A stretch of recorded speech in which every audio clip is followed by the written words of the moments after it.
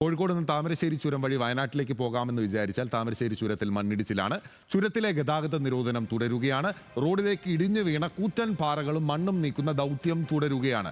കോഴിക്കോട് വയനാട് ഭാഗത്തു നിന്ന് വരുന്ന വാഹനങ്ങൾ കുറ്റ്യാടി വഴിയും മലപ്പുറം ഭാഗത്തു നിന്ന് വയനാട്ടിലേക്ക് പോകുന്ന വാഹനങ്ങൾ നിലമ്പൂരിലെ നാടുകാണി ചുരം വഴിയും തിരിച്ചുവിടുന്നുണ്ട്.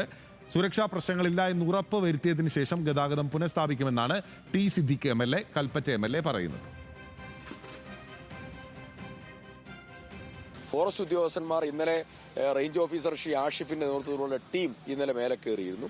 ആ ടീം തന്നെ ഇപ്പോൾ തെർമൽ ഡ്രോൺ ക്രമീകരിച്ച് മേലെ കയറാനുള്ള നടപടികൾ അതും സ്വീകരിച്ചിട്ടുണ്ട്.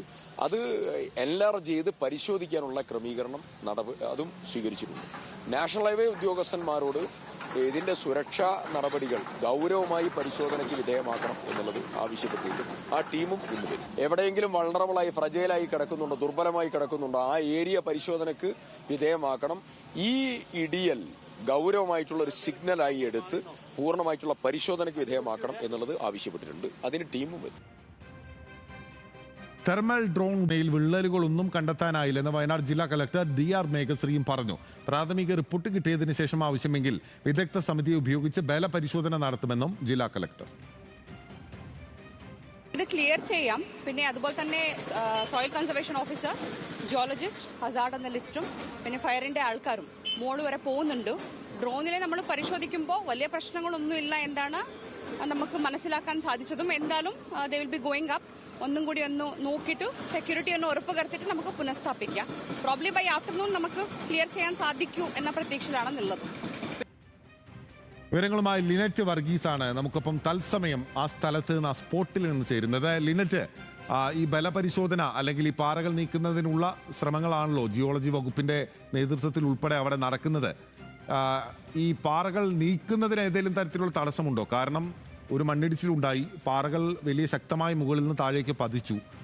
അതിനപ്പുറത്തേക്ക് കൂടുതൽ പാറകൾ വീഴുന്ന അല്ലെങ്കിൽ മണ്ണ് താഴേക്ക് പതിക്കുന്ന സ്ഥിതി ഉണ്ട് എന്നൊരു വിലയിരുത്തലുണ്ടോ? അല്ലെങ്കിൽ സുരക്ഷിതമാണ് എന്നീ ഘട്ടത്തിൽ ഉറപ്പിക്കാനായിട്ടുണ്ടോ? ഗതാഗതം പുനഃസ്ഥാപിക്കാനാകുമോ?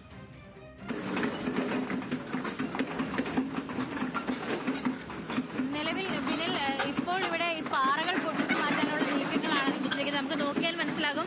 ഇവിടേക്ക് ഇപ്പോൾ JCB, ഹിറ്റാച്ചി പോലുള്ള വണ്ടികൾ ഉപയോഗിച്ചുകൊണ്ട് പാറ പൊട്ടിക്കൽ നടന്നുകൊണ്ടിരിക്കുകയാണ്.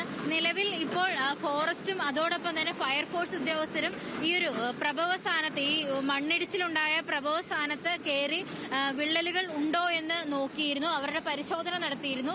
അതിനുശേഷം ഏതെങ്കിലും പാറകൾ, കല്ലുകളൊക്കെ താഴേക്ക് പതിക്കാനുള്ള സാധ്യതകൾ ഉണ്ടെങ്കിൽ അത് കണക്കിലെടുത്ത് ഈ പാറകൾ, കല്ലുകളൊക്കെ തന്നെ താഴേക്ക് തള്ളിയിടാനുള്ള ശ്രമം ഇവരുടെ ഭാഗത്തു നിന്ന് നടന്നിരുന്നു.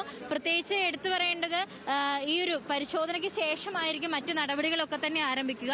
നിലവിൽ ഇപ്പോൾ ഇവിടെ ജില്ലാ കളക്ടറും കൽപ്പറ്റ MLA അടക്കമുള്ള ആളുകൾ ഇവിടെ എത്തി സ്ഥിതിഗതികളൊക്കെ തന്നെ വിലയിരുത്തിയിരുന്നു.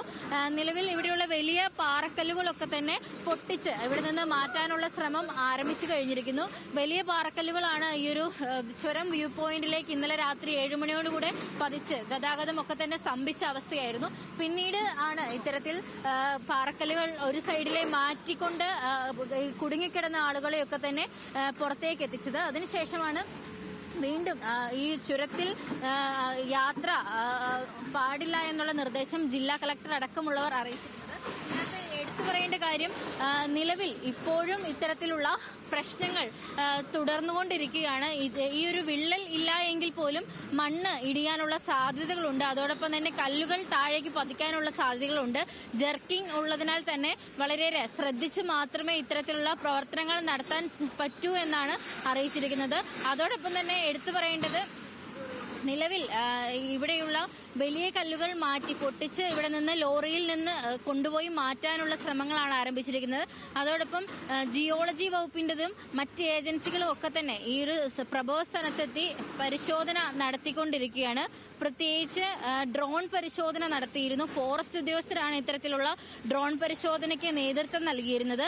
വിവിധ ഏജൻസികളടക്കമുള്ള, പ്രത്യേകിച്ച് ഈ മണ്ണ് സംരക്ഷണ വകുപ്പും ജിയോളജി വകുപ്പും വനം വകുപ്പും ദുരന്ത നിവാരണ അതോറിറ്റി എന്നിവയുടെ സംയുക്ത പരിശോധന പരിശോധനയും ആരംഭിച്ചിട്ടുണ്ട്. ഈ തെർമൽ ഡ്രോൺ ഉപയോഗിച്ചുകൊണ്ടുള്ള പരിശോധനയിൽ നിലവിൽ വിള്ളലുകളൊന്നുമില്ല എന്നാണ് അറിയാൻ സാധിച്ചിരിക്കുന്നത്. അതിനുശേഷം ഇവരൊരു റിപ്പോർട്ട് സമർപ്പിക്കും. ഈ പ്രാഥമിക റിപ്പോർട്ടിന്റെ അടിസ്ഥാനത്തിലായിരിക്കും ഈ ആവശ്യമെങ്കിൽ വിദഗ്ധ സമിതിയെ അറിയിച്ചുകൊണ്ട് ബലപരിശോധന നടത്തുന്നത്. ബിനിൽ, ശരി, അങ്ങനെയായിരിക്കും ഇതിന്റെ നടപടിക്രമങ്ങൾ എന്നുള്ളതാണ്. എന്തായാലും ആ പാറകൾ പൊട്ടിച്ച് മാറ്റുന്നതിനുള്ള ശ്രമമാണ് ജില്ലാ ഭരണകൂടത്തിന്റെ ഭാഗത്തു നിന്ന് ഉൾപ്പെടെ ഉണ്ടാകുന്നത്.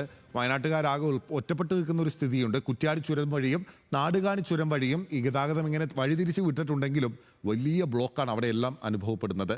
ലിനറ്റ് വർഗീസാണ് താമരശ്ശേരി ചുരത്തിൽ നിന്ന് വിവരങ്ങളുമായി നമുക്കൊപ്പം ചേർന്നത്.